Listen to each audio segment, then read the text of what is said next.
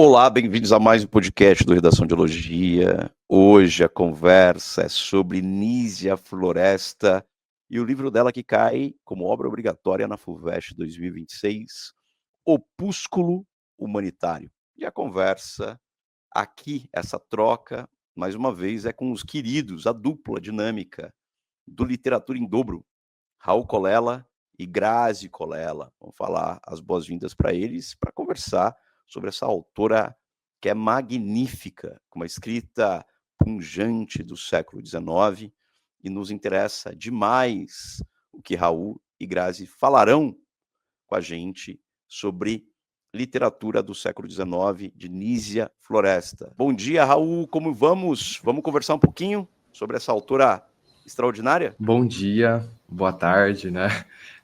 Ou boa noite. Vamos então para mais um episódio. É um grande prazer estar aqui, dessa vez para falar da única obra que na verdade não é literatura na lista da FUVEST, então até algo mais inédito, né? Então vai ser um grande prazer falar da Nísia Floresta. É isto mesmo, Raul. A única obra são ensaios, né, da nossa querida autora. Grazi, essa pensadora, essa autora do século XIX, vai preencher aqui esse podcast de muita sabedoria, muito escrito bonito, né, de ler eticamente, esteticamente, é uma coisa fabulosa, potente mulher do século XIX. Bem-vinda, vamos conversar. Para quem está ouvindo a gente um podcast na academia, ou quando acorda, ou indo dormir, porque eu estou ouvindo muita gente dizer assim: Fabrício, eu estou ouvindo os podcasts de literatura enquanto eu faço academia, o tempo está exato quando eu vou para academia. Ali é 50 minutos, 1h30, é perfeito, porque aí eu preencho o meu tempo de academia com o tempo de obras literárias. Isso está sendo muito bom, a Grazi está ajudando demais. Bora lá! Vamos conversar, Grazi, sobre essa mulher aí, que é a Nísia Floresta. Bom, mais uma vez, né, como o Raul disse, a gente agradece pela oportunidade, pelo espaço, pela troca. Sempre converso, sempre comento isso com o Raul.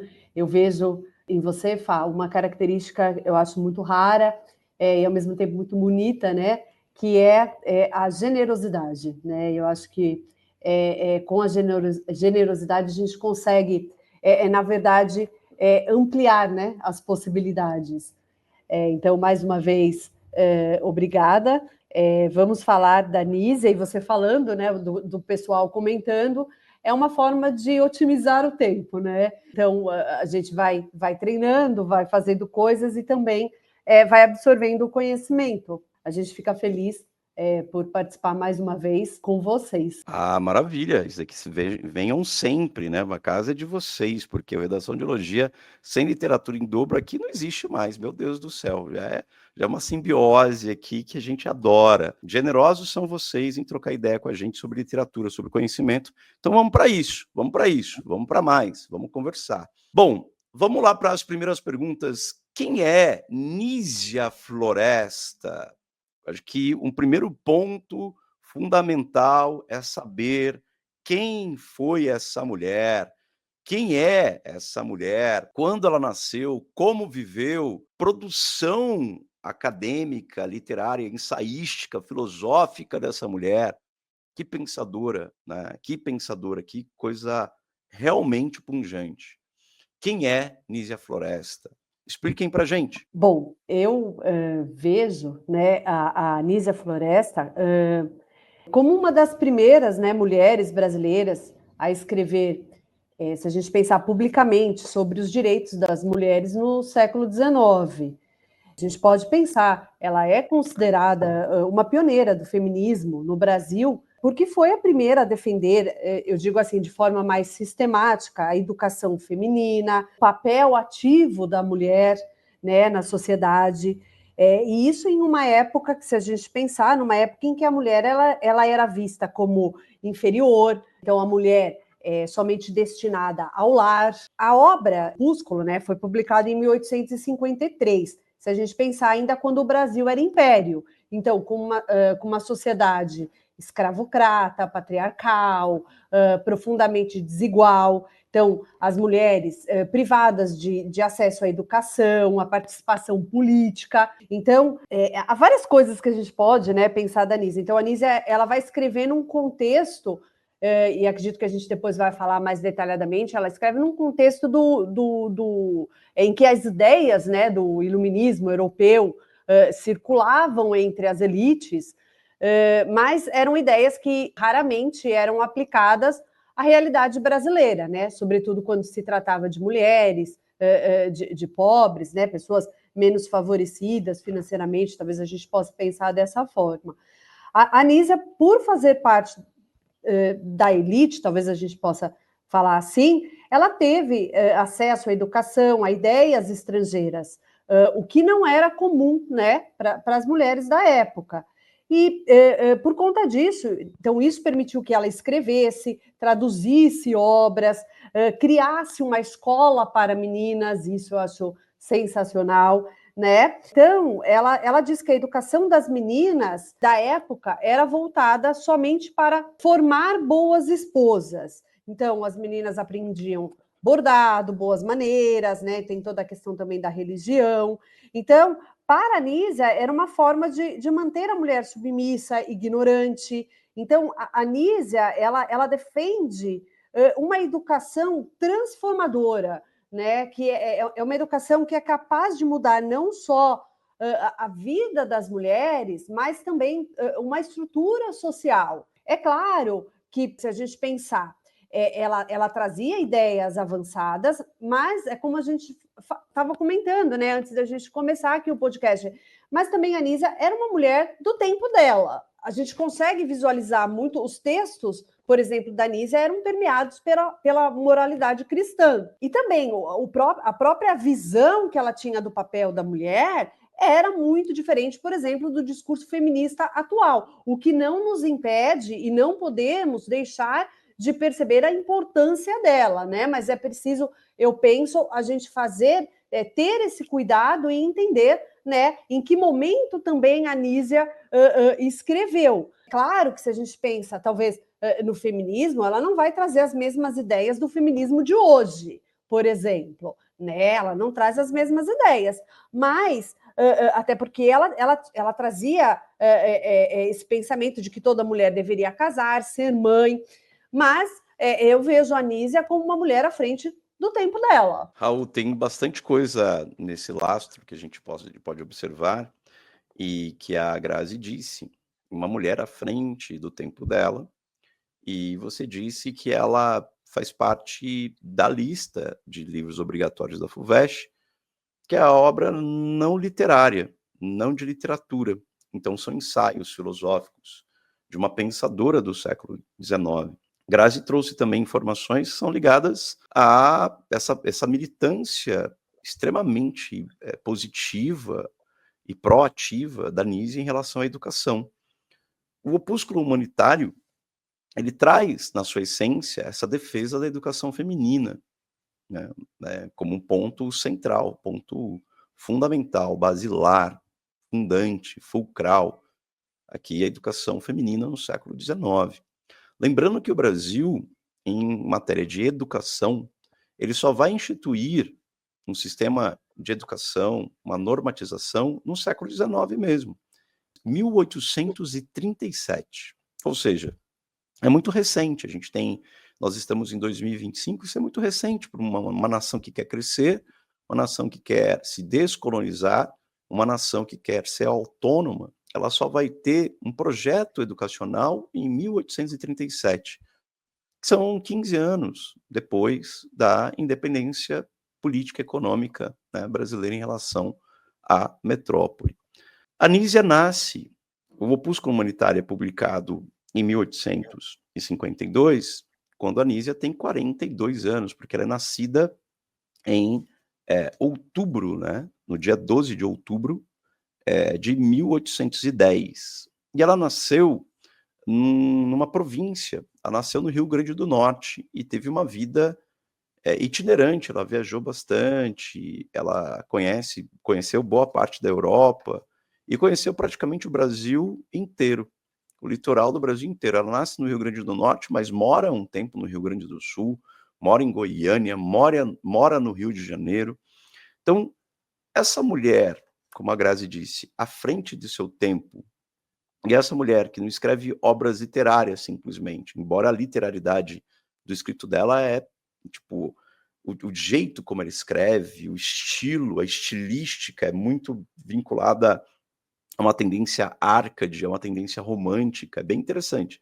É uma pergunta que a própria Fulvestre pode fazer, né? São perguntas relacionadas a essa estética, né? Árcade, pré-romântica ou romântica mesmo, da própria escrita da Nísia. Como que você vê a biografia da Nísia Floresta como uma mulher à frente do seu tempo, uma mulher do seu tempo? Como que isso é para você? Então, a Anísia Floresta, ela já foi até chamada em algum lugar que eu li, agora eu não consigo dizer exatamente a fonte, mas já vi chamarem a Anísia Floresta de uma anomalia no bom sentido, por ser uma mulher com acesso, com uma erudição que, inclusive, muitos homens não tinham nessa época. E eu falo isso porque a educação, principalmente para as meninas, era completamente restrita. Então, a gente tem essa primeira lei geral da educação, que ocorre pouco depois da nossa independência, mas ainda assim é algo completamente ínfimo e completamente desorganizado, na verdade. Então, pouco tempo depois, com o ato adicional de 34, a gente já tem uma mudança sistemática muito significativa. Então, o próprio ensino secundário, as meninas não tinham acesso ao ensino secundário, por exemplo, nas escolas públicas, no período em que o Opúsculo Humanitário foi publicado. Então, a Anísia Floresta é chamada de uma anomalia por justamente ter ali um conhecimento, conhecer o iluminismo, conhecer o positivismo, ser ali até próxima do Comte, traduzir obras da língua francesa, por exemplo, sendo que nas escolas públicas brasileiras daquele tempo, as meninas não tinham acesso ao ensino secundário, por exemplo. Então, ela também está à frente do seu tempo. Eu acredito que por clamar pela educação feminina, pela instrução feminina, e principalmente por defender a igualdade intelectual entre o gênero masculino e o feminino. Esse eu acho que é o ponto mais revolucionário na obra dela. Então ela já começa, o primeiro parágrafo do Opúsculo Humanitário já é bem explícito e ele já é bem chocante, inclusive bem romântico, ele é bem elevado.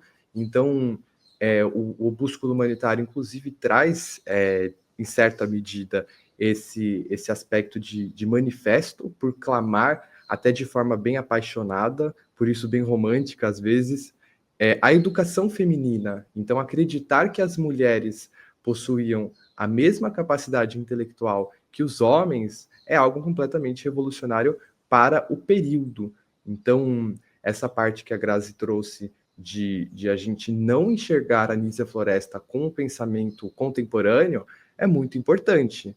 Então, a gente não pode considerar a moral de hoje, considerar os pensamentos de hoje e simplesmente fazer essa aplicação aos textos da Anísia Floresta. Então, a gente ainda tem muito firmes, por exemplo, o moralismo religioso, então a própria questão ali dos bons modos. Então, por um lado, a Anísia Floresta traz toda a questão da educação feminina, mas, pelo outro, ela ainda traz essa questão da mulher mais confinada no lar. Então, ela tem alguns traços revolucionários, mas, obviamente, não rompe completamente com os pensamentos do período. Então, a gente tem que entender o que é revolucionário e o que é mais característico do período.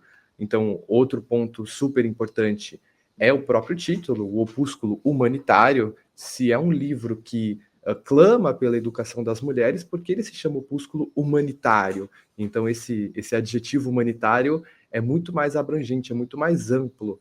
Então, ele é mais amplo, depois a gente pode entrar com detalhes nisso, ele é mais amplo porque ela traz o pensamento abolicionista, ela traz a defesa dos povos indígenas. Então,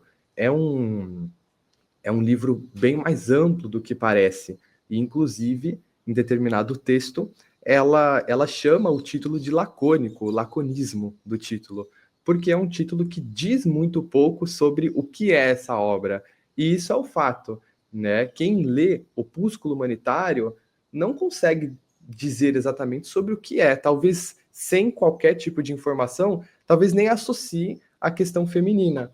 Então, por esse lado, realmente o título é lacônico, porque ele diz pouco, mas pelo outro lado, eu acredito que esse título expressa super bem, expressa de forma super adequada o pensamento da Anísia Floresta, que é um pensamento humanitário, é um pensamento que luta, que clama por igualdades, é um pensamento que defende os vulneráveis, defende o direito à educação da mulher, defende o direito de existir dos indígenas, defende a liberdade dos escravizados. Então, é muito interessante porque o pensamento cristão da Anísia Floresta vai contra, por exemplo, o que muitos fizeram com o nome do cristianismo. Então, ela chama a escravização, por exemplo, de jugo anticristão, sendo que o próprio cristianismo foi usado por muito tempo para legitimar a própria escravização no Brasil.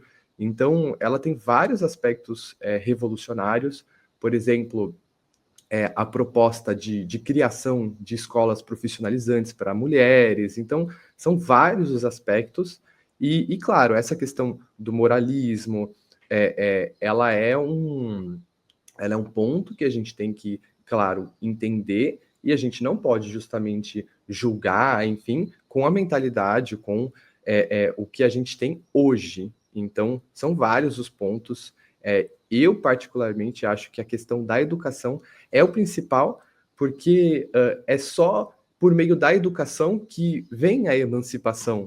Então, logo no primeiro parágrafo, quando ela diz que na Europa e nos Estados Unidos já se fala em emancipação, e aqui no Brasil, uma, entre aspas, débil voz, uma voz fraca, uma voz solitária, que seria a voz dela, clama por educação, até parece que o Brasil está realmente atrasado, e está, só que a educação é o primeiro passo para a emancipação. Então, realmente, o Brasil está atrás dos Estados Unidos e de alguns países europeus nesse quesito da mulher, então a educação, os direitos femininos, mas, pelo outro lado, a educação é o primeiro passo para justamente a emancipação. A emancipação só chega se as mulheres tiverem acesso à educação. Então, está no caminho. Só que é como ela própria diz, ela própria diz que há uma débil voz no Brasil clamando pelo direito da mulher à educação. Essa débil voz é a voz dela, é uma voz solitária, é uma voz que sozinha não pode trazer grandes mudanças. E ela própria reconhece isso. Ela diz que ela espera que penas mais hábeis se juntem a essa causa. Enfim, bastante coisa, mas eu espero ter respondido. É bastante coisa mesmo, né, Raul? Bom, esse parágrafo inicial que você diz, eu acho que é interessante a gente fazer a leitura dele, porque tem muito aqui de Opúsculo Humanitário nesse primeiro parágrafo, e tem muito de um resumo de toda a obra de Anísia Floresta. Diz assim no primeiro parágrafo, abre aspas, enquanto pelo velho e novo mundo vai ressoando o brado emancipação da mulher, nossa débil voz se levanta na capital do império de Santa Cruz, clamando, educai as mulheres, povos do Brasil, que vos dizeis civilizados, governo, que vos dizeis liberal, onde está a doação mais importante dessa civilização, desse liberalismo? Interrogação, fecha aspas, para Anísia Floresta. Aqui ela já está direcionando quais são os pontos fundamentais do pensamento filosófico dela. A questão do liberalismo político, principalmente o liberalismo político. Lembrando que ideias de Voltaire, Montesquieu, figuras proeminentes e pensadoras proeminentes, até mesmo, a gente vai pegar a Rainha Elizabeth, né, a grande Rainha Elizabeth, que fez seu mandato por 44 anos e transformou a Grã-Bretanha, a Inglaterra, num dos maiores impérios já conhecidos na história da humanidade, na Europa. O que vai acontecer? Essa figura feminina vinculada a uma linha religiosa chamada anglicismo ou anglicanismo, ou mesmo o protestantismo, ela vai construir um pensamento que é, de alguma forma ou de outra, a quebra do feudalismo, né? A quebra de um pensamento vinculado e absolutista em certo momento, porque a Rainha Elizabeth é, né, a toda-poderosa em um determinado momento da história. Mas quando sobe, melhor dizendo, a ideia do protestantismo, dá mais autonomia de pensamento ao humano, homens e mulheres. Mas durante a história da humanidade, isso se vincula muito mais a homens tendo um poder maior de autonomia do que as mulheres. E isso a gente vai ver. Mesmo na Inglaterra elisabetana, mesmo a rainha da Inglaterra sendo uma mulher, né, com autonomia, com liberdade, com pensamento crítico, entre outros detalhes. Quando chega o século XVIII, e a gente tem a efervescência do liberalismo político, que é a quebra do poder absoluto e também há uma dinâmica do esclarecimento que é contra o obscurantismo da igreja, contra o obscurantismo da Idade Média. Você vai ter aqui pensadoras e pensadores tentando traduzir para o mundo mais emancipação, mais educação, mais vínculo ao pensamento crítico, à liberdade de expressão, entre outras coisas. E aí, quando a gente chega em Nísia, eu vejo logo nesse parágrafo uma estilística vinculada às estéticas árcades e românticas, porque o jeito como ela escreve lembra muito escritores e escritoras do final do século XVIII, começo do século XIX, e o modo como ela faz as perguntas retóricas, ou mesmo as exclamações, lembra muito Castro Alves, por exemplo. O modo como a estilística da escrita aqui. Então, um dos pontos centrais é não só essa questão estética árcade, que o arcadismo é inspirado nos liberais, né? E os românticos, os inconfidentes, são inspirados também nos liberais, ingleses e franceses. E aí ela faz a pergunta: governo que vos dizeis liberal, onde está a doação mais importante dessa civilização, desse liberalismo? Qual a importância do liberalismo na obra de Nísia, Raul?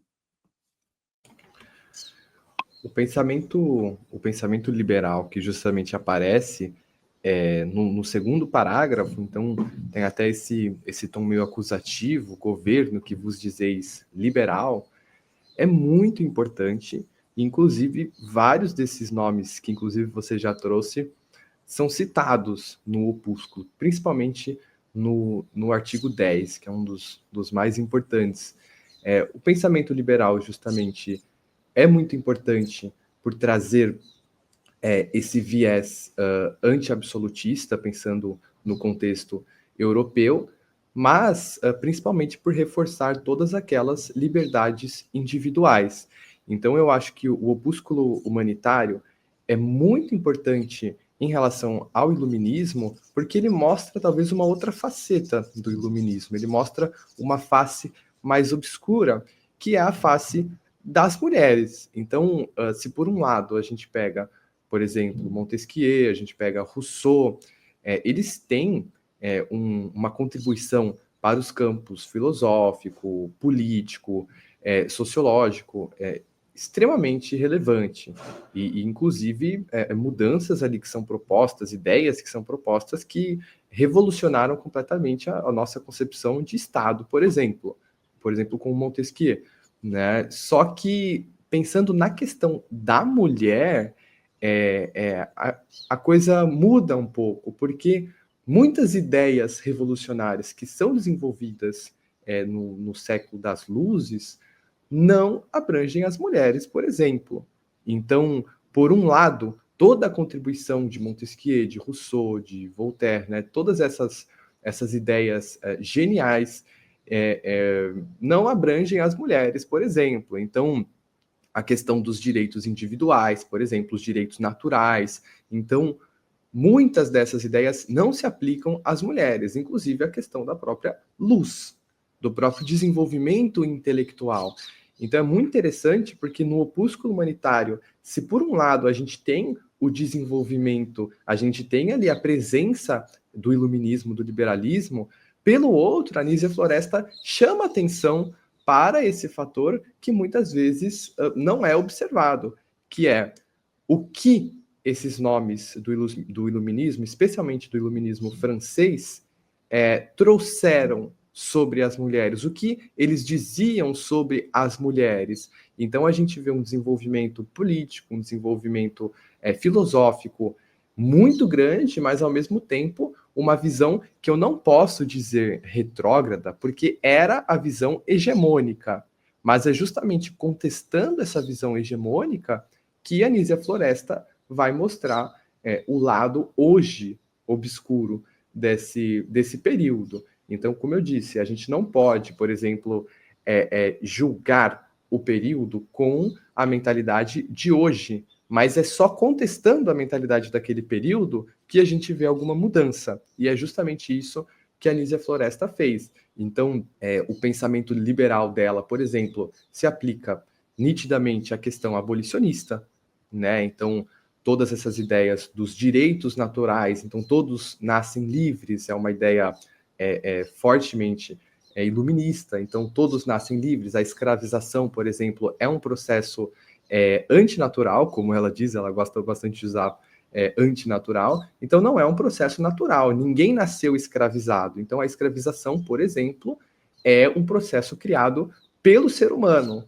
por isso não pode ser normalizado. Então esse é um ponto bem característico, só que o mais importante nesse caso é a questão feminina, é a questão da mulher. E, claro, até a gente entende como pensamento hegemônico do período, mas o iluminismo justamente reforçava, né? Os autores ali mais aclamados reforçavam. Então, a gente tem algumas exceções na França, mas os grandes nomes reforçavam, naturalmente reforçavam porque era o pensamento hegemônico. Mas é muito importante que ela justamente conheça muito bem o iluminismo, conheça o liberalismo e conteste a fim de trazer uma mudança.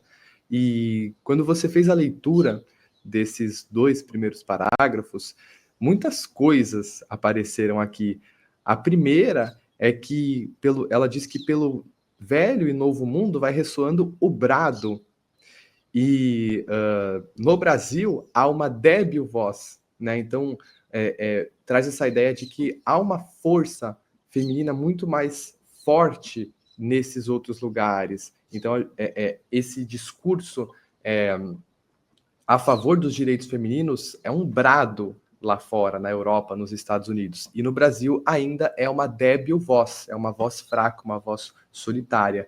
E isso é muito importante, até para a gente valorizar a Anísia Floresta, porque foi praticamente uma mulher contra tudo e todos nesse sentido. Então, essa antítese entre o brado e a débil voz. Então, muitos pontos importantes. Tem também o Império de Santa Cruz. Então, de certo modo, a presença de Santa Cruz ali, o nome Santa Cruz, né? Ela chama o Brasil de várias maneiras. Já no segundo parágrafo ela diz Brasil, por exemplo. Mas essa questão de Santa Cruz é muito importante porque associa o Brasil ao próprio cristianismo, o Império de Santa Cruz. E a própria Anísia afirma que Deus criou aqui ela faz essa separação por gêneros, né? Ela diz que Deus criou os 2 gêneros com o mesmo amor, com as mesmas capacidades. Então, excluir a mulher da sociedade, excluir a mulher do espaço público, do próprio direito à instrução, à educação, é uma afronta às ideias de Deus. Então, é muito interessante porque ela começa o livro chamando o Brasil de Império de Santa Cruz. Então, parece que de forma até mais sutil, ela associa a educação, o direito feminino à educação, com Deus, com o cristianismo.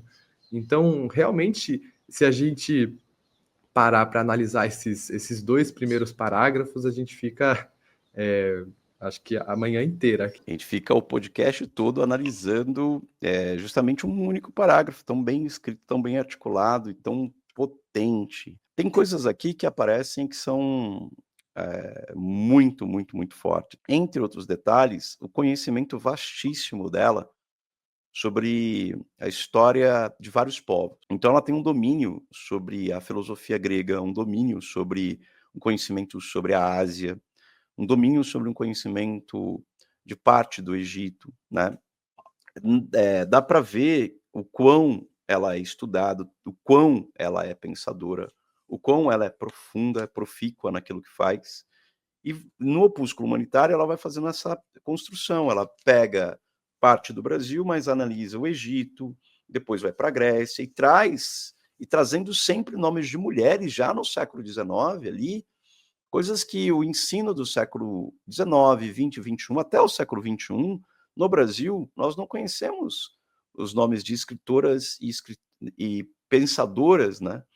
E logo no capítulo 3, ela já traz nomes aqui fundamentais, só da cultura grega.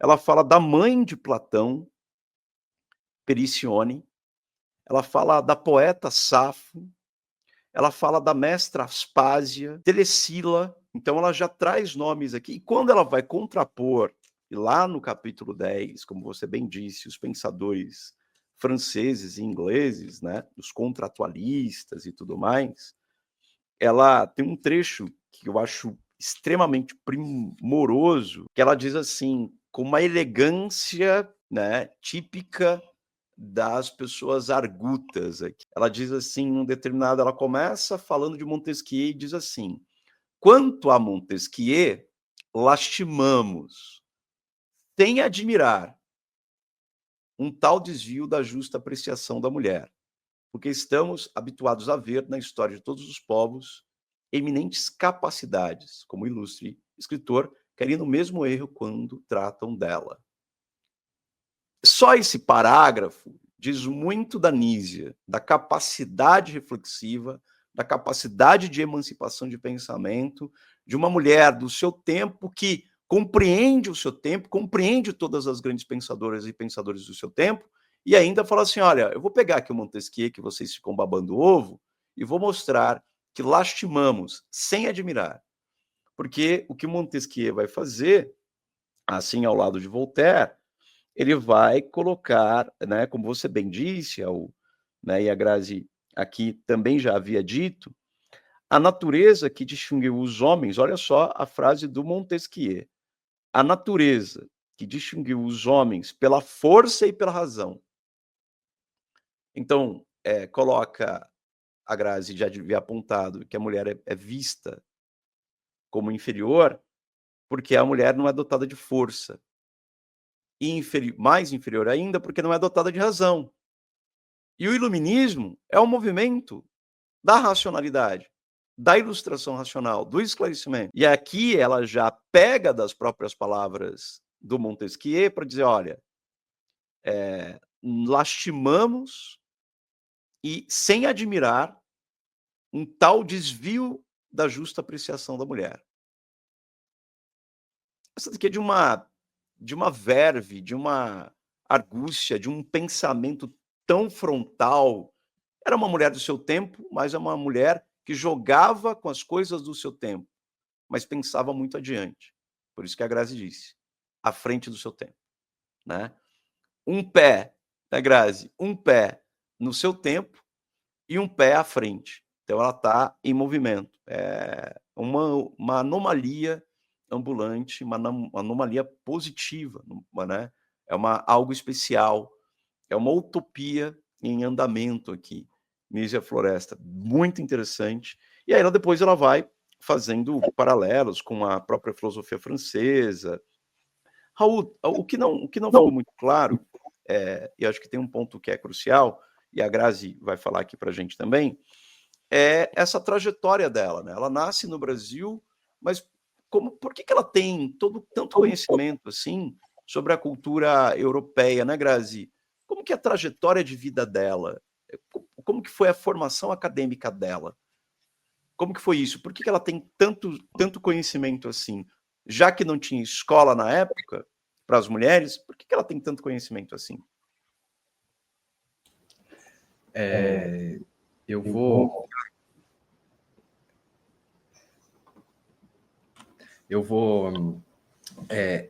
falar um pouco, então, da biografia da Nísia. Inclusive, essa questão tem uma relação muito forte com a parte biográfica, porque mais para frente no opúsculo você trouxe até essa questão da Grécia, do Egito, da África. Esse é o primeiro, digamos que o primeiro passo do panorama histórico que ela faz. Então, do primeiro até o 16º textos, ela faz esse panorama histórico, sendo os 5 primeiros sobre os povos mais anteriores, a Antiguidade, pegando a Idade Média também. Então, a gente pode falar um pouco depois sobre isso, mas pensando na educação dela, tem bastante da educação doméstica, que era muito comum nesse período, né? E também tem toda essa parte do apoio dos pais, né? Sem o apoio dos pais, isso seria impossível, principalmente do pai, que era a figura dominadora nesse modelo de família. Então, inclusive no opúsculo, ela clama para que os pais esclarecidos, como ela diz, né, os provincianos esclarecidos, mudem essa situação por meio de iniciativas próprias, justamente para que as meninas tenham esse acesso. Então, no caso dela, a gente tem o nascimento dela que se dá no próprio sítio Floresta. Então, a gente acabou nem falando muito sobre isso, mas o nome dela não é Nísia Floresta. Nísia Floresta é um dos pseudônimos. Tem um outro pseudônimo que aparece no texto sobre a Grécia, que é Telesila, né? E ela tem vários. Por exemplo, o Opúsculo Humanitário, ela não assinou nem como Nísia Floresta, foi como Brasileira Augusta, BA, ela assina, né? Então, quando a gente pensa na trajetória dela, ela nasceu no sítio Floresta, em Papari, no Rio Grande do Norte. Papari, um município que hoje se chama Nísia Floresta. Então, se a gente pesquisar Papari, Rio Grande do Norte, aparece Nísia Floresta. Então, é uma forma de homenagear a escritora. Então, ela teve essa educação mais doméstica, principalmente porque quando ela nasceu, a gente ainda nem tinha aquela lei, a primeira lei geral da educação no Brasil, 15 de outubro, essa lei ainda não havia sido promulgada, então o ensino público ali era completamente deficitário. Essa é a primeira lei que organiza essa questão do ensino público, mas nesse período, como a gente disse, ela é uma anomalia pela profundidade do pensamento, pela vastidão, pela erudição, mas é claro que nesse período isso se dá justamente pensando num ensino doméstico, né? Um ensino que inclusive ela vai apoiar, ela vai se colocar a favor desse ensino, pensando em todas as deficiências da escola brasileira daquele período, especialmente a escola pública. Então, muito do que ela conhece vem da família, pensando no que a família consegue proporcionar, e também ela era uma autodidata, né? Então, nesse período é impossível a gente pensar numa mulher frequentando a escola, como a gente vê hoje. Então, muito vinha de iniciativa própria, no caso dela. Então, vou deixar a Grazi falar. Eu acho que também tem toda a questão, as viagens da própria Nísia, né? Então, se a gente pensar a Nísia, então, viajando para a Europa, ela vai ali se estabelecer em Paris, por exemplo, né? Então, essa experiência é que também vai proporcionar para ela, né, esse contato, como já foi falado aqui, com as ideias iluministas, positivistas, né, feministas, que acabaram por moldar também as obras dela, o próprio pensamento dela. Então, a gente sabe que, por exemplo, em Paris, a Nísia, ela frequentou, ela conviveu com intelectuais, com filósofos, né? Então, o próprio Comte, né? E daí a gente tem o positivismo, né, o fundador do positivismo, a gente pode falar assim. Então, eu penso que toda essa convivência tenha sido fundamental, né? Para o desenvolvimento das ideias dela sobre educação, direito das mulheres, reforma social, né? Então, eu vejo mais ou menos dessa forma. E não sei se em algum momento a gente vai poder falar, ou a gente deixa para o próximo, porque toda vez que a gente fala de Opúsculo, me vem muito à cabeça Memórias de Marta, né? Porque eu acho que é um vínculo muito, um ponto de contato, inclusive muito perigoso, até pensando em vestibular, eu penso. E a gente pode, Memórias de Marta, nesse contexto, né? Porque a gente vai localizar ali, Memórias de Marta é uma obra literária do século XIX e mostra as condições da mulher ali. Então, é descrita as condições da mulher no século XIX, a formação acadêmica ou não acadêmica da mulher e as condições efetivamente de vida.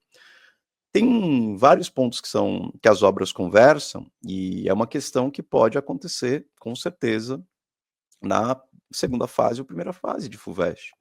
A aproximação entre Memórias de Marta e justamente Nízia Floresta com Opúsculo Humanitário. Né? Então a gente tem algumas coisas. Sobre a formação dela, ela é autodidata, formação ali da infância.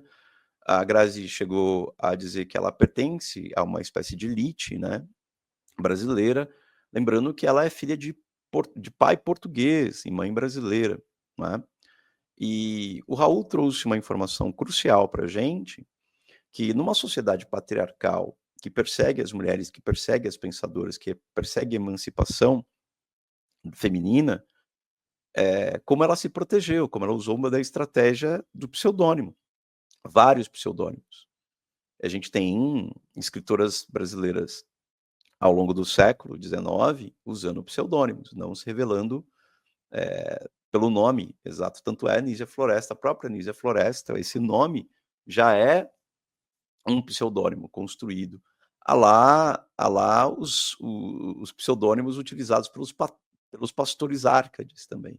Tem uma tradição ali. Mas aqui o caso dela é muito mais orgânico, porque o pseudônimo usado pelos pastores ou pelos escritores árcades do final do século XIX era para traduzir o sentimento do Fugger Urben, o sentimento árcade de crítica e de denúncia a essa sociedade que estava se industrializando fortemente. Mas aqui no caso dela é uma forma de proteção, muito semelhante a uma estratégia que Machado de Assis vai utilizar também no século XIX, por ser homem negro, que é a estratégia de caramujo de Machado de Assis.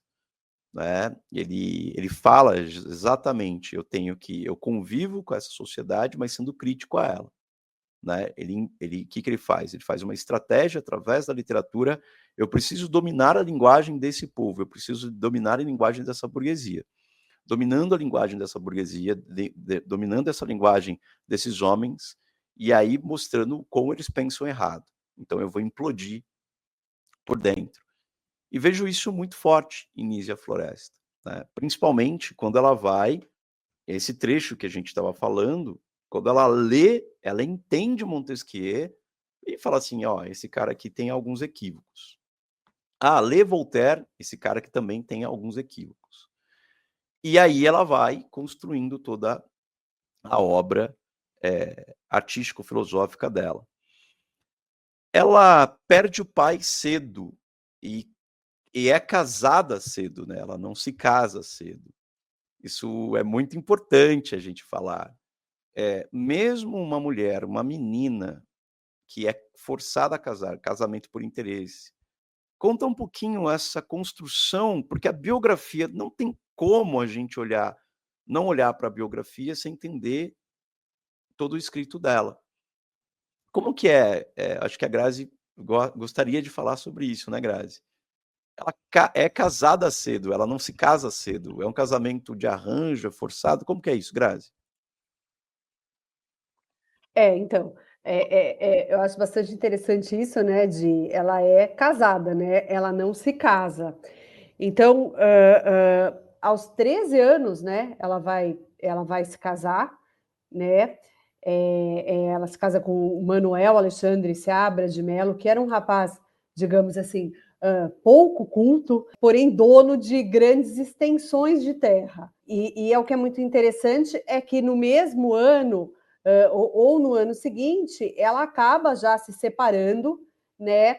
Então, dessa própria, e volta a residir com os pais, né? Então, dessa própria experiência, né? Uma experiência pessoal, talvez seja por isso que ela traga também nela esse discurso, né, de ser favorável ao divórcio também, né? A questão do pai também, né, é bastante interessante que eu quero dizer, porque quando, em agosto, né, 17 de agosto, então, quando a Anísia iria completar 18 anos, né, o pai, ele acaba, né, o Dionísio, né, acaba assassinado ali nas proximidades do Recife, né? Então, segundo a Anísia, os responsáveis seriam os poderosos, né, que não toleravam um advogado, né, agindo contra os interesses, né? E seria talvez nesse mesmo ano, né, que a Anísia, então, ela passaria a residir com o acadêmico, né, da Faculdade de Direito, Manuel Augusto de Faria Rocha, né?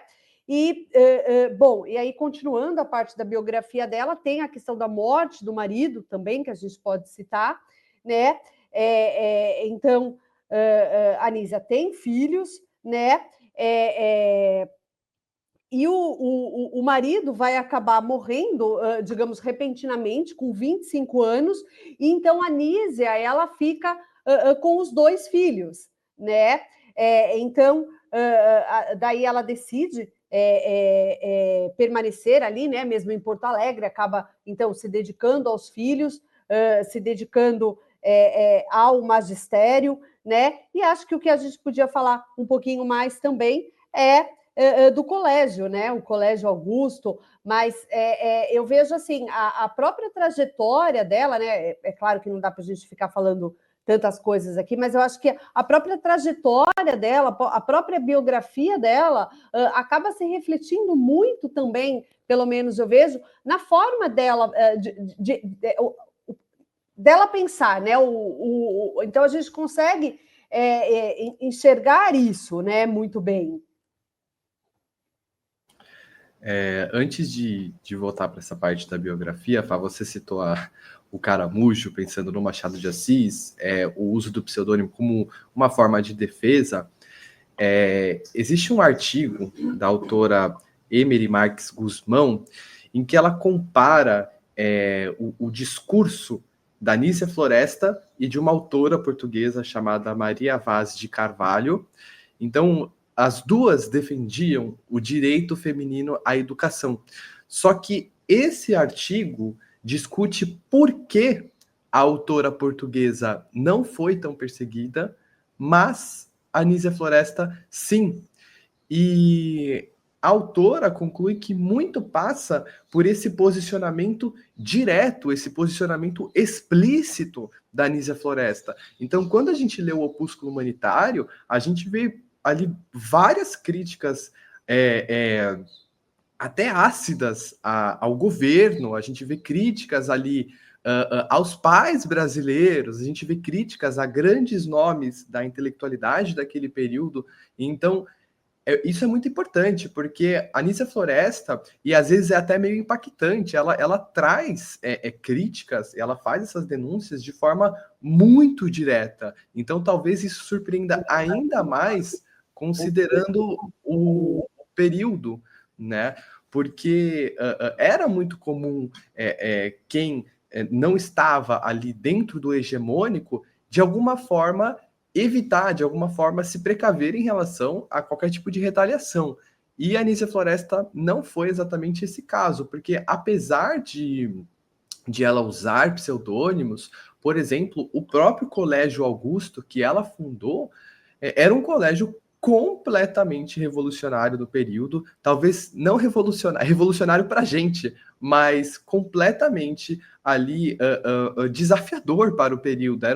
Era uma afronta aquele colégio, tanto que ela foi perseguida, e muitos, inclusive, acreditam que ela só foi para a Europa em decorrência da perseguição que ela sentia. Então, há muitos escritos sobre, por exemplo, falsas acusações daquele período, então, dizendo que ela chegavam, né, ao absurdo de dizer, por exemplo, que ela tinha relações, enfim, casos com as próprias alunas. Então, a difamação ali foi muito forte. Dizem que, inclusive, esse foi um dos pretextos para a ida da Nízia à Europa. Então, a gente falou um pouquinho sobre a França, ela passa por diversos países, principalmente do oeste europeu. Então, ela passa por Portugal, ela mora em Portugal por 6 meses, se eu não me engano, ela passa pela Alemanha, pela Grécia, vive na França por bastante tempo. Então, depois que ela sai do Brasil em 1849,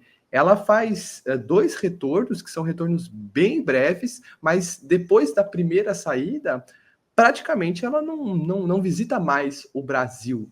E isso não pode ser confundido, por exemplo, com uma espécie de abandono antinacionalista, porque mesmo fora, ela ainda estava lutando pelas mulheres que estavam no Brasil, porque, querendo ou não, na França, ela conhecia, por exemplo, Comte, ela conheceu Lamartine, né? Então, a gente sabe que naquele período a educação feminina na Europa já era muito mais avançada do que no Brasil, mas mesmo na Europa ela escrevia bastante sobre o Brasil, para o Brasil, e inclusive quando ela publicou o Opúsculo Humanitário, ela estava nesse período de primeiro retorno ao Brasil, porque ela foi em 1849 para a França, mas ela voltou pouco tempo depois e publicou o Opúsculo Humanitário no Brasil. Então, o que eu acho mais impressionante e mais, inclusive, coerente é que muito do que ela defende no Opúsculo Humanitário, ela aplicou na realidade. Esse ponto, por exemplo, da educação, então ela defendia a educação feminina, mas quando a gente olha, ela fundou um colégio, né, no Brasil, um colégio completamente, entre aspas, desafiador para o período, para hoje, revolucionário, na visão de hoje, revolucionário. Mas no período era um colégio que desafiava as concepções de educação feminina do período, a partir do momento em que ensinava diversas línguas, ensinava história, geografia, por exemplo, a questão da geometria, que é uma matéria muito polêmica pensando nesse período, porque não era uma matéria ministrada às meninas, né? Então, esse é um ponto importante, a questão do divórcio, né? Então, ela teve essa experiência muito nova de, entre aspas, se casar, e aí conseguir essa anulação do casamento. E nos textos do Opúsculo Humanitário, ela elogia a legislação da Alemanha, porque já naquela época permitia tanto ao homem quanto à mulher o divórcio. Se a mulher não estivesse satisfeita, ela podia se divorciar. E ela faz até uma crítica à França, porque a França não permitia isso. Então, essa experiência que ela teve logo na infância de se separar, ela defendia o direito feminino ao divórcio nos textos do Opúsculo Humanitário. Então, a gente tem outro caso muito interessante também, é a questão da caridade. Então, a Anísia Floresta defendia a caridade, né? Ela defendia a caridade no sentido de estimular a caridade, estimular a generosidade, a bondade, e isso a gente sabe que ela também colocou na prática. Por exemplo, quando ela ajudou, né, as vítimas de febre amarela no Rio de Janeiro, no seu primeiro retorno ao Brasil. Então, o que eu vejo na Anísia Floresta é também uma coerência muito grande. Então, não era uma autora que só, entre aspas, só gritava, que só exclamava pelos direitos femininos. Não, ela colocava em prática num período em que essa prática era completamente inviável. Então, era uma mulher muito corajosa, né, nesse sentido. Então, por isso que eu gostaria de ver um reconhecimento muito maior da Anísia Floresta, porque ela não só clamou por mudanças, mas ela desafiou todo um sistema e sozinha. Então, eu acho que o valor dela também está nisso, nessa voz solitária que luta por uma mudança desafiando um contexto completamente conservador, machista, né, patriarcal daquele período. Então, a Grazi trouxe, inclusive, a Anísia Floresta como a primeira feminista no Brasil. Se a gente pensar na Anísia Floresta como o primeiro nome, o nome pioneiro, e já lutando dessa forma, de forma tão assertiva, de forma tão ácida, muitas vezes usando a ironia, inclusive, para fazer as denúncias, fazer as críticas, eu acho que o nome da Anísia Floresta deveria retumbar, né? Deveria ser muito mais falado do que é hoje, por exemplo. Eu queria só, na verdade, só complementar, né? Na verdade, ressaltar, o Raul até acabou falando algumas coisas, a gente percebe muito, por exemplo, nas nossas aulas, às vezes, há um certo estranhamento, né? Quando a gente traz o pensamento num primeiro momento da Nísia, por questões que a gente já falou, por ela ser uma mulher da época dela, né? Mas o que eu vejo de muito importante, e a gente tem de ter isso muito claro, né, que a Nísia ela foi perseguida por conta das ideias revolucionárias, né, para a época. Então, sobretudo quando a gente pensa, como o Raul falou, educação feminina, abolição da escravização, né? Então, eu penso assim, que o pensamento dela desafiava as normas sociais, né, patriarcais ali do século XIX, né? Então, quando a gente pensa, e o Raul falou um pouquinho das matérias, por exemplo, a Nísia, ela defendia o direito das mulheres à educação, inclusive em áreas como ciências, por exemplo, né, que eram áreas, digamos assim, tradicionalmente reservadas aos homens, né? O colégio, né, Augusto, eu gosto sempre de citar, porque é muito ousado para a época, se a gente pensar, né? Então, é claro que o pensamento dela sobre a emancipação feminina para as mulheres ali naquela época era vista, então, os pensamentos eram vistos como uma ameaça, né, à ordem social. Eu penso dessa forma, né? E de novo, ela defendendo o fim da escravização, né? Que era uma posição muito polêmica. Se a gente pensar a escravização como uma instituição profundamente enraizada, né, na nossa sociedade. Então, é claro que o discurso dela acabava por colocar ali, entrar em conflito com setores muito conservadores, né, da época, né? Então, ela enfrentou, né, ataques pessoais, ameaças, né? Os críticos acusavam a Nísia de desrespeitar costumes, desrespeitar tradições, né? Então, e o fato de ela ser mulher, eu acredito que ainda tornava mais intensa essa perseguição, né? Então, eu vejo que a sociedade da época não estava preparada, né, para uma Nísia, né? Não estava preparada por uma Nísia, e muito menos, né? Estava aquela sociedade preparada para ver mulheres, né, ocupando a esfera pública, questionando ali as estruturas de poder, né? Eu vejo dessa forma.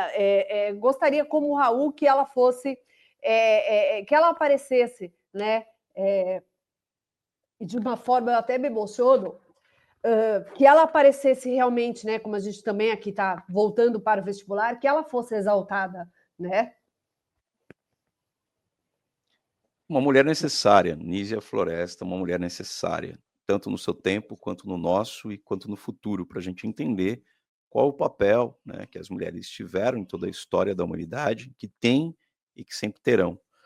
E há, dentro da biografia dela, o ano fatídico de 1828. Então ela tinha, quando o pai dela falece, né, e ele é assassinado, o pai dela português, que dava. E aí depois ela tem uma trajetória também que vai se casar, vai ter um relacionamento amoroso, onde vai perder também o seu querido amor, o amor da sua vida, né, que ela vai fazer referência o tempo todo ao longo. Só que ela nasce no Rio Grande do Norte, tem parte da infância e adolescência criada em Goiânia, porque o pai dela é perseguido, voltam para Recife, né? Depois ela volta para Recife, não, volta para o Rio Grande do Norte, melhor dizendo. Mas ela tem uma passagem por Recife também, e depois em 1832, depois da morte do pai, ela vai para Porto Alegre e passa um tempo em Porto Alegre. Porém, o que vai acontecer, no ano de 33, ela vai dar à luz ao seu segundo filho e ela perde o marido nesse ano de 33, que falece com 25 anos, ele, como a Grazi havia dito, e ela tem 23 anos, né, gente? Ela tem aqui 23 anos, é uma jovem mulher. E aí ela se muda de Porto Alegre, no Rio Grande do Sul, e vai para o Rio de Janeiro. E aí ela monta esse colégio, que é o Colégio Augusto, tão falado Colégio Augusto. Em 38, entre 38 e 49, né, Raul, essa dedicação dessa mulher, dessa professora, à educação, esse colégio novo, revolucionário, esse colégio necessário, então ele é inaugurado em 1838. Até 39, 42 ela já recebe muitas críticas, como a Grazi estava dizendo, muitas acusações falsas, principalmente pelo jeito como ela lidava com questões que eram pilares de uma sociedade extremamente conservadora, escravocrata, de concentração fundiária, de homens poderosos, homens brancos poderosos, né? E é essa capitania hereditária que se perpetuou até o século XIX, até hoje, até o século XXI, que a gente tem aí ramificações disso. Tem coisas que ela escreve nesse período entre 28 e 49, e são escritos assim primordiais para a humanidade. Dentre esses escritos, ela faz uma tradução muito importante para a história da humanidade. Ela vai traduzir O Direito das Mulheres e Injustiça dos Homens, que é da Mary Wollstonecraft, que é justamente quando a gente vai pegar o próprio liberalismo, o iluminismo do século XVIII, você tem lá a Carta do Cidadão e do Homem, né? Na Carta do Cidadão ou da Cidadã e da Humanidade. Não, a Carta do Cidadão e do Homem. E aí, algumas mulheres, né, vão falar, olha, peraí, a mulher foi excluída aqui, nessas cartas, e a gente precisa observar. Me lembrou um determinado momento, quando eu estava lendo o Opúsculo Humanitário, e eu vou voltar a um parágrafo que para mim que é crucial, que é o primeiro, e me lembra muito um outro escrito na mesma época. Me lembra muito Karl Marx, no Manifesto do Partido Comunista, publicado em 1848. Porque quando a Anísia diz assim, esse opúsculo humanitário é publicado em 1852, né, no mesmo período histórico, ela aqui no Brasil, e lembrando que ela, em 49, ela vai para a Europa, ela vai para a França, lembrando que Karl Marx estava em Paris, no mesmo período que ela estava em Paris. Né? Ela não só teve contato com Auguste Comte, mas teve contato com toda a Comuna de Paris. Isso é muito importante. Entender de onde vêm essas ideias liberais e libertárias.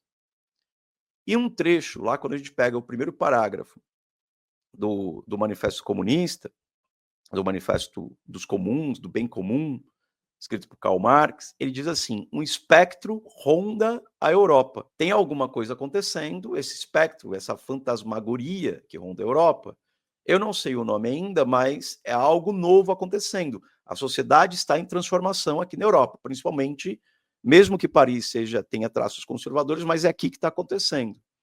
Lembrando que Karl Marx é um filósofo alemão, então valorizado pelas leis alemãs, né? Que a Grazi bem disse que a Anísia valorizava algumas emancipações femininas, mas assim, enquanto pelo velho e novo mundo vai ressoando o brado, olha como que lembra um espectro ronda a Europa. Esse espectro é o espectro do comunismo. E aqui a Nísia faz um paralelismo muito interessante, porque esse escrito lembra muito essa visão de uma sociedade em transformação. Ela está vendo que a sociedade e os valores sociais estão em transformação. Ela tenta antecipar essas transformações no Brasil. Obviamente vai ser perseguida. Por tudo que a gente diz, vai ser perseguida. E aí, a inauguração do Colégio Augusto, em 1938, é um marco fundamental da história brasileira, da educação brasileira, porque a emancipação feminina passa pela educação. Isso é muito importante. Acho que esse é o pilar central. Então, Raul, por que, vamos fazer uma pergunta direta aqui, essa mulher, Nísia Floresta, que é tão necessária, por que na concepção dela, por que instruir as meninas? Essa é a pergunta. Por que instruir as meninas? Fá, eu posso... a gente tem realmente muita coisa para falar. É impressionante como os assuntos vão se ramificando cada vez mais. Primeiro ponto, você trouxe a primeira obra dela, que é de 32, que é uma tradução do texto da Mary Wollstonecraft, então, que é um texto pioneiro no feminismo inglês. A gente tem também o outro que você citou, que é a Declaração dos Direitos da Mulher e da Cidadã, da Olympe de Gouges, né, que é uma resposta à Declaração dos Direitos do Homem e do Cidadão, pensando naquele contexto de Revolução Francesa. A gente tem justamente esse período de transformações sociais. Então, nessa época, havia todas aquelas... o turbilhão que acontecia na Europa. Então a Europa, especialmente após a Revolução Francesa, passou por muitas mudanças que não paravam de acontecer e enfim, realmente uma inconstância, até um certo caos político na Europa. Só que o Brasil também passava por essa mudança. Então, se a gente pensar que o romantismo é o movimento da independência, então após a independência do Brasil, então todas as mudanças que foram acontecendo, depois ali a abdicação de Pedro I, o período regencial, então o Brasil também era um país de mudanças, né? Um país que buscava afirmar a sua condição de pátria independente. Eu acho que isso também é muito importante, porque ela tem um brasileira no pseudônimo, né? Nísia Floresta Brasileira Augusta. Então existe uma reafirmação da pátria no nome dela, no pseudônimo dela. Existe também uma reafirmação da pátria nas críticas que ela faz a Portugal, né? Nos textos de 20 a 24, ela faz críticas a Portugal, então esse antilusitanismo romântico.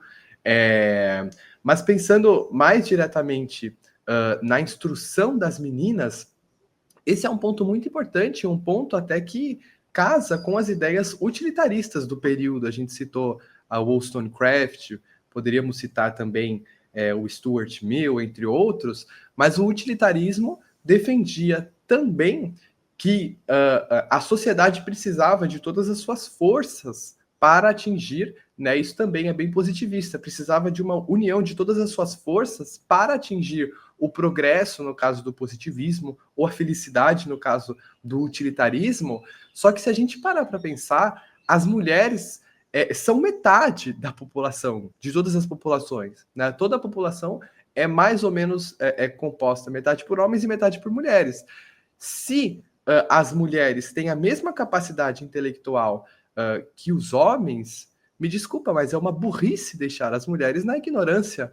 Por quê? Porque metade do potencial de uma nação, por exemplo, está parado, né? Então esse potencial está parado. Metade está parada porque metade da população é mantida ignorante. E é como ela diz, né? É muito característico dos tiranos, esse início de texto é impressionante, porque ela diz que é uma estratégia característica dos tiranos manter os seus dominados na ignorância. Porque se os dominados são ignorantes, são alienados, eles nunca vão procurar uma mudança, nunca vão se rebelar contra o quadro vigente. E é isso que ela faz. Ela diz, na verdade, que essa ideia de que as mulheres, que é uma ideia vigente na época, né?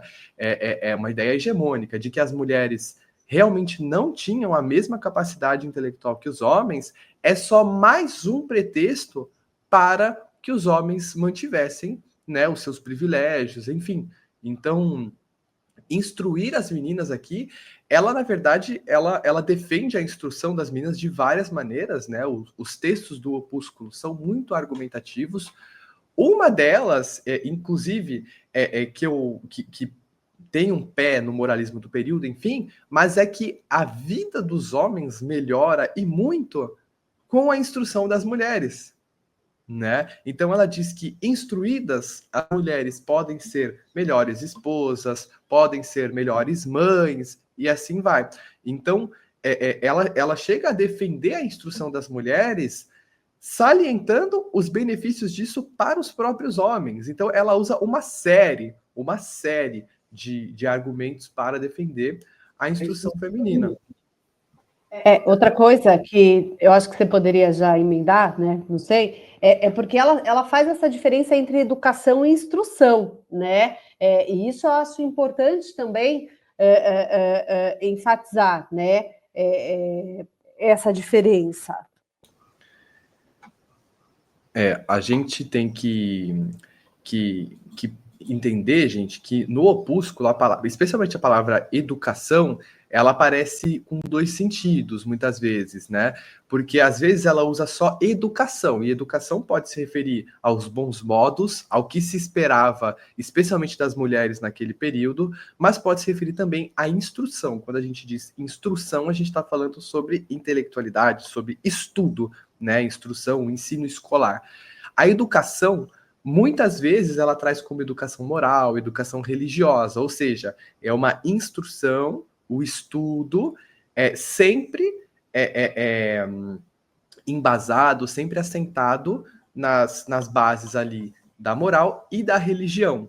Então, quando ela diz, por exemplo, no primeiro parágrafo, né, educai as mulheres, ali ela está falando de forma mais ampla sobre a educação, sobre a instrução. Mas as mulheres devem receber o estudo sob as bases, justamente, da moral e da religião. Isso é muito importante, né? Então, a Anísia não defende só o direito feminino à educação, mas ela defende que essa educação feminina deva ter como bases a moral e a religião. E moral aqui a gente entende como todos os comportamentos, todos os modos que a mulher deveria ter no período. Então, a mulher deveria ser uma esposa dedicada, a maternidade está muito associada aqui, né, à educação feminina. Então, a maternidade, por exemplo, hoje já não é visualizada como uma espécie de obrigação social, ou pelo menos a pressão social hoje não é tão grande em relação à maternidade como era naquele período. Mas parte do pensamento da Anísia Floresta traz a maternidade como, inclusive, uma forma, né, de a mulher se dignificar. Então, tem essa parte que é muito importante. Não é só o direito feminino ao estudo, mas é o direito feminino ao estudo, sempre considerando essas bases da moral e da religião, principalmente. Então, isso compõe o quadro do período, né? Ela era diferente e cada vez mais necessária, né? É impressionante essa Anísia Floresta. Tem vários pontos que você trouxe, e aí a gente tem diferença entre instrução e educação, e essas correntes, como o iluminismo, como o romantismo, o positivismo e o utilitarismo colocados aí. Alguns pontos também que chamam a atenção é a relação entre a educação e a escravização. Ela é muito crítica à educação à época e uma crítica voraz à escravização da época, e foi perseguida por isso. Ela chama isso de até anticristã, a escravização como anticristã.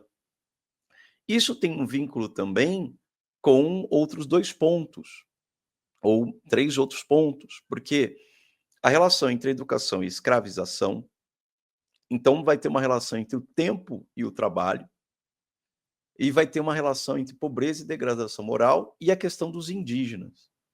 Então, acho que são 4 pontos que se entrelaçam, né, Raul? Fala para gente um pouco sobre essa questão da relação entre educação e escravização, e se puder falar esses pontos cruciais da obra dela, conceitos fundamentais da obra dela, tempo e trabalho, pobreza e degradação moral e a questão dos indígenas. Então, todos esses pontos aparecem principalmente na segunda metade do opúsculo. A questão da educação com a escravização é muito importante, porque a Anísia Floresta defende que a instrução, ou seja, o estudo, pode ser obtida em qualquer parte da vida. Então ela traz o exemplo de que o Voltaire, por exemplo, aprendeu música já bem idoso, já bem velho. Então o conhecimento intelectual pode ser aprendido em qualquer momento da vida. A intelectualidade, a erudição. Mas a educação não. Ela diz que a educação deve ser feita na infância. Ou seja, os pais não podem incutir nas crianças qualquer tipo de influência negativa, porque depois é praticamente impossível mudar essa situação. E aí que ela entra com a relação com a escravização e com a própria questão da maternidade. Ela diz, por exemplo, essa questão das mães brasileiras entregarem os seus filhos, como ela diz, para o seio das, entre aspas, míseras africanas. Então, as crianças sendo amamentadas pelas escravizadas. Ela diz que aquilo é um absurdo. É um absurdo, primeiro, porque a mulher brasileira não tem o sentimento de mãe, porque ela diz que tipo de mãe vai fazer isso. Então, é claro, ela vê um desrespeito com a criança, um desrespeito da mãe com ela mesma e um desrespeito, obviamente, com a escravizada. Então, a questão da escravização é muito importante porque o lar, no pensamento da Anísia Floresta, o lar, o ambiente doméstico, é quase dignificado, dignificado não, ele é quase divinizado, desculpa, porque é um ambiente sagrado, é um ambiente em que as relações devem ser ali muito e muito sólidas, devem ser estáveis, né? E esse papel cabe principalmente à mulher. A mulher que é uma espécie de edificadora do lar, ela edifica aquele lugar. Então, esse é um pensamento, inclusive, muito romântico, muito burguês, né? Do espaço privado, com toda essa importância para uma mudança social. Mas quando, por exemplo, a mãe brasileira entrega o seu bebê para a escravizada amamentar, essa mãe brasileira já está rompendo com um dos princípios básicos, que é o princípio da maternidade, né?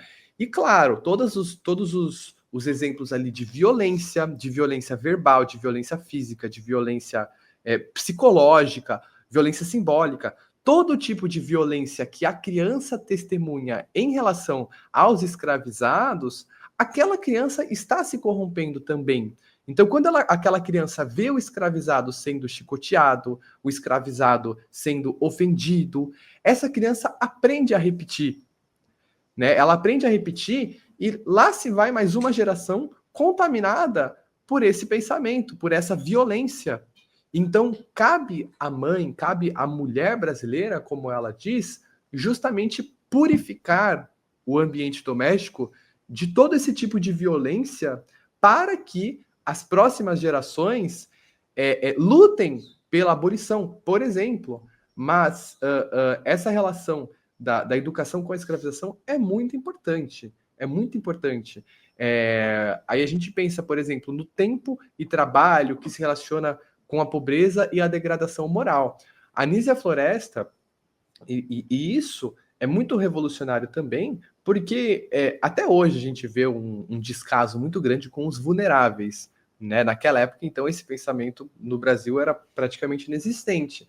Mas ela dizia que as mulheres vulneráveis financeiramente falando, muitas vezes acabavam em degradação moral. Ou seja, elas decaíam moralmente, porque sem dinheiro, sem qualquer tipo de sustento, muitas vezes elas recorriam ao crime e até à prostituição, prostituição, que é o maior inimigo da moral, né? Então, ela chega a sugerir, por exemplo, que o governo crie escolas profissionalizantes para as mulheres pobres, né? Se instituíssem escolas públicas, né? Ela chega a dizer. Então, ela sugere que o governo crie escolas profissionalizantes para que mulheres pobres consigam se sustentar e justamente não se degradem moralmente. Então, isso é completamente revolucionário porque ela está propondo um acesso da mulher ao trabalho. E a gente sabe, como a Grazi, eu posso deixar a Grazi falar, que ela gosta bastante de citar Memórias de Marta, a gente sabe que em Memórias de Marta, por exemplo, aquela família, a família das Martas, só decai e vai para o cortiço justamente porque o marido morreu. E o homem é o provedor. Sem um homem para dar o dinheiro para sustentar a família, o que é das mulheres? Então, é muito importante que as mulheres tenham acesso ao trabalho para que elas não dependam do homem. E se o homem morreu, o que acontece? A mulher, ela não tem dinheiro, ela vive do quê? Então, esse é um pensamento, assim, é completamente revolucionário, a inserção da mulher no mercado de trabalho. E obviamente, o ponto mais saliente disso é a educação, porque o magistério era justamente uma das poucas possibilidades. Então, as professoras, as chamadas mestras ali, né? E aí a gente pensa na própria Marta. Então, o próprio lema da FUVEST, né? Vencerás pela educação. Então, a educação, o magistério, como a primeira alternativa para as mulheres, de inserção no mercado de trabalho. E aí a gente pensa no tempo e trabalho. Ela que visitou tantos países europeus, viu nas inglesas, por exemplo, um uso muito calculado do tempo. Então, as mulheres, no período de 24 horas, conseguiam cuidar dos filhos, conseguiam cuidar da casa, conseguiam trabalhar com o marido. E ela diz que as mulheres brasileiras fazem um mau uso do tempo. Então, as mulheres brasileiras muito ociosas, por exemplo, e tão confinadas no ambiente doméstico, que nem o próprio ambiente doméstico elas conseguem governar, entre aspas, direito. Então, tem vários pontos aqui que são muito importantes. A gente pode pensar na própria questão dos indígenas, que ela defende ali nos últimos textos, se eu não me engano, é do 58 ao 61, porque o 62 é um texto de fechamento, né? Mas a própria questão dos indígenas, que a gente também associa ao adjetivo humanitário que está no título. Então, ela defende o direito dos indígenas. É claro que, por exemplo, a gente não vai pensar aqui nesse caso, até na lista da Unicamp, pensar num Ailton Krenak nesse sentido. Por quê? Porque nessa época, por exemplo, o pensamento cristão ali era muito forte. Então, a Anísia Floresta defende, ela elogia os dois padres do século XVI, pensando no Brasil. Então, ela defende não, ela elogia, enaltece o padre Manuel da Nóbrega e o José de Anchieta. Por quê? Porque eles defenderam os direitos indígenas contra ali a escravização, todo aquele genocídio dos bandeirantes, especialmente. Só que, por exemplo, nessa época, não se via que a catequese era muito agressiva, que a catequese era tão destrutiva quanto a violência, quanto a escravização. Por quê? Porque a catequese, a conversão dos indígenas, era também uma forma de violência, uma violência cultural, né? E isso não aparece no pensamento dela justamente porque esse é um pensamento mais contemporâneo. Mas, mesmo assim, ela defendia o direito de existir dos indígenas. Os indígenas, que se hoje os indígenas são assassinados, eles são retirados à força das próprias terras, imagine naquele período. Então ela defendia o direito de vida dos indígenas, defendia a liberdade dos escravizados. Ela dizia que a visão dela é tão humanitária que ela via nos escravizados seus semelhantes. Só que isso não era o comum na época. Os escravizados eram completamente desumanizados. E quando ela diz que os escravizados, que por trás daquela pele que sofre, que é chicoteada, ela diz que há um irmão, há uma mãe, há um filho, há um pai que sofre. E que as mães brasileiras devem incutir nos filhos esse pensamento de que eles são nossos semelhantes, nossos irmãos, são também filhos de Deus e que merecem as mesmas condições. Então, o humanitário do título tem vários sentidos. A humanização dos escravizados, o pensamento preocupado com as classes, com os grupos oprimidos. Então, realmente esse humanitário ele diz muito pouco, né? Porque, na verdade, na prática, ele é muito mais do que só uma palavra, só um humanitário. Essa construção é muito forte, né? Eu fico olhando quando você fala de humanitismo, humanismo, humanidade, mas quando a gente fala de humanitário, é uma necessidade, né? Então, observar, olha, há necessidades aqui para que a gente caminhe para o humano das coisas, para que a gente conquiste o humano e a dignidade e defenda a dignidade de cada ser como potência. Então, há uma valorização, como você falou da questão nos últimos capítulos do Opúsculo Humanitário, que ela vai defender questões indígenas fundamentais. Ela chega a dizer, naquele capítulo 60, e ela vai fazer um misto de leituras aqui, ela vai falar da fidelidade conjugal, né, nas indígenas, e foi e é grande sempre seguida pela mulher indígena. Ela vai falar dessa fidelidade conjugal, que a gente deveria se espelhar nas mulheres indígenas, na leitura dela, né, na leitura do campo, né, teórico que ela está falando, cheio dos moralismos da época, mas ela, olha, a gente tem que se inspirar em pessoas indígenas. A relação também, o lance do tempo e trabalho, eu vou associar com uma questão que nos vai chamar bastante atenção também.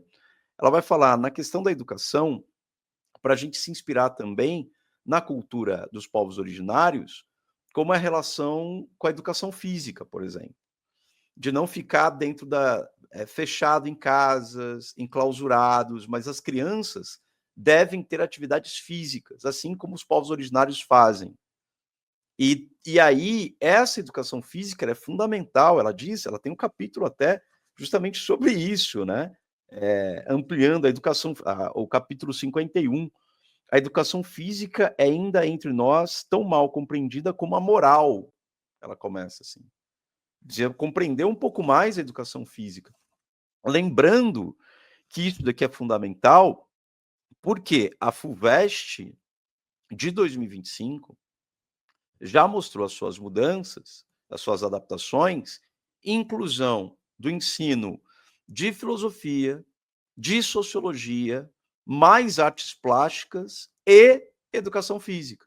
Aí muitas pessoas perguntam, como que a educação física vai cair? Então, ela é necessária, porque o físico, o corpo, ele é um lugar da manifestação humana, da potencialidade humana.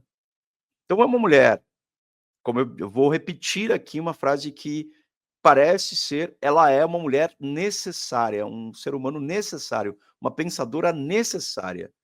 Como é necessária essa Nízia Floresta. É impressionante. Como ela nos é necessária, como pensadora, que coloca todos nós como potência. E aí, ao longo do século, a gente sabe, ela acaba falecendo na França, né? Já em 1885, e viveu boa parte, visitou o Brasil, morou em várias, do norte, do nordeste ao sul. Ela morou, a gente pode dizer que ela morou no Rio Grande do Norte, no Rio Grande do Sul e no Rio Grande de Fora, que é Portugal também, que ela morou no Rio Grande de Fora, né? Brincando com o meme, além de França, Alemanha, Grécia e aí por diante, Itália, uma passagem pela Itália. Então, esse conhecimento de Nízia Floresta, dos espaços, das culturas, dos contrastes e da leitura dela sobre os teóricos, as teorias, as literaturas, é impressionante como fica claro em Opúsculo Humanitário, uma obra que coloca em questão e, digamos, que eu gosto de pensar a utopia como um sonho possível, como a própria palavra utopia quer dizer utopos, não lugar, aquilo que ainda não tem lugar. E o que tem na obra de Nízia Floresta é essa questão do não lugar. A força motriz da obra dela é uma força utópica, por isso que ela é necessária, porque ela faz a gente questionar o tempo dela e faz a gente questionar o nosso próprio tempo. Século XXI, em alguns aspectos, ela seria perseguida. Imagine como ela foi perseguida no século XIX. Raul, Grazi, obrigado pela conversa, essa troca magnífica, sempre muito gostosa. Eu acho que vocês que estão ouvindo notam como a gente saboreia esse nosso momento de trocas de literatura e aí por diante. Há algum ponto, efetivamente, que a gente tenha esquecido de falar, Grazi, Raul, e ficamos por aqui, né? Quem é Nízia, o que é o opúsculo humanitário, por que instruir as meninas, as correntes de Nízia Floresta, o iluminismo, o romantismo, o positivismo, o utilitarismo, a relação entre educação e escravização, o tempo e o trabalho, a pobreza e degradação moral. Essa questão da pobreza e degradação moral lembra muitas obras que a gente estava falando justamente ali sobre Canção para Ninar, Menino Grande, e lembra também a nossa querida Paulina Chiziane, quando vai falar da pobreza e degradação moral, quando a gente vai falar da Sarnau. Então, algo que dialoga, uma questão que pode surgir aqui. E a questão dos indígenas como lugar a ser inspirado, né? Esquecemos algo, Raul? Vou só mencionar umas últimas coisas, tá? Um ponto que é muito importante também é que no próprio ano de 1849, ela publicou A Lágrima de um Caeté, que é um longo poema em que ela traz um pouco da Revolução Praieira, né, uma revolução liberal, a gente falou bastante de liberalismo, e também, principalmente, em que ela defende os direitos dos indígenas, o direito à vida dos indígenas. Então, nos últimos capítulos do Opúsculo Humanitário, ela traz alguns versos de A Lágrima de um Caeté, né? E então esse é um ponto muito legal. Acho que era isso. Inclusive o próximo livro da Nízia Floresta, que vai aparecer na lista da FUVEST, que é Conselhos à Minha Filha, é inclusive mais aclamado do que o próprio Opúsculo Humanitário, né? Então, enfim, acho que são só mais esses 2 pontos e é isso. Muito obrigado, gente. E Fá. Bom, eu acho que o Raul acabou, né, fechando com o que talvez faltasse. Eu queria só para a gente fechar, né, aquela coisa bem... A gente pensar, né, ficar com alguns pontos que eu acho muito importantes quando a gente pensa em opúsculo. Então, a questão da educação como uma ferramenta de empoderamento, a desconstrução de estereótipos de gênero, que a Nízia ela propõe. Foi ela uma pioneira, né, na defesa dos direitos das mulheres. Eu acho que são pontos que a gente não pode esquecer. Serve de inspiração, né, Fá, como você falou, a questão da própria utopia, que é para futuras gerações, crítica social, a crítica política que permeia, pelo menos, né, eu vejo dessa forma, toda a obra, né? Então, a Nízia, ela foi uma figura essencial, né? Se a gente pensar na história, se a gente pode dizer assim, do feminismo brasileiro, como educadora, como escritora, enfim. Meu Deus do céu, é isso. Nízia Floresta, uma mulher necessária. A gente só tem que agradecer a FUVEST aí, né? Valeu, FUVEST, por trazer isso, por trazer Nízia para os nossos estudos e colocar como leitura obrigatória, né? Muitos vão falar, nossa, mas é difícil, então. Mas quando você vê a história dessa mulher, a história desse ser humano, fala assim, nossa, como eu poderia viver sem saber que uma pessoa dessa forma viveu, lutou, escreveu de forma tão inteligente. O Raul estava falando do poema, como ela escreve bem. Eu estou aqui, eu falei para vocês, gente, eu preciso ficar lendo, eu quero ficar lendo ela infinitamente aqui, porque é muito saboroso, né? Então é um dos livros aqui que eu escolho como cabeceira para ler, Nízia Floresta, Opúsculo Humanitário. É isso, gente. Até o próximo podcast.